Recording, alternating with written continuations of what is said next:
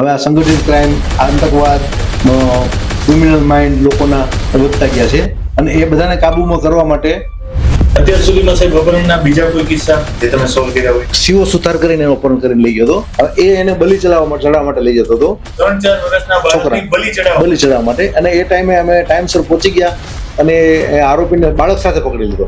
કે આ ગુજરાતની અંદર વરઘોડો કાઢવાની શરૂઆત કોણે કરી? થોડો તો નીકળશે જ ભાઈ, લંગડાતા જ ચાલશે. અને રિકન્સ્ટ્રક્શનની સિસ્ટમ હશે જ તે પહેલાથી, પણ જાહેરમાં લોકોના નજરે ચડી એ રાજકોટથી. તમારા જીવનમાં એક અકસ્માત થયેલો જેમાં તમારા પગના 18 ફ્રેક્ચર આવેલા. અમે એક એસઆઈટી બનાવેલી વોન્ટેડ ગુનેગારોને પકડવાની. એમાં અમે ગુનેગારોને પકડવા દાહોદ ગોધરા પાસે પૂછ્યા.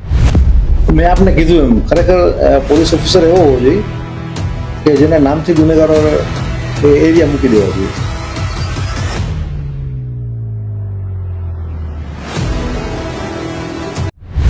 તો તમારા મતે માનસિક મનોબળ કોઈ વ્યક્તિને પોતાનું વધારવું હોય તો શું કરવું જોઈએ?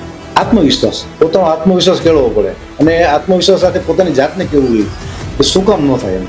તમારા હિસાબે સાહેબ સફળતા અને નિષ્ફળતામાં આ બંનેમાંથી સાચો શિક્ષક કોણ? નિષ્ફળતા સાચો શિક્ષક છે. નિષ્ફળતા તમને શીખડાવે છે કે સફળતા માટે શું કરવું જોઈએ.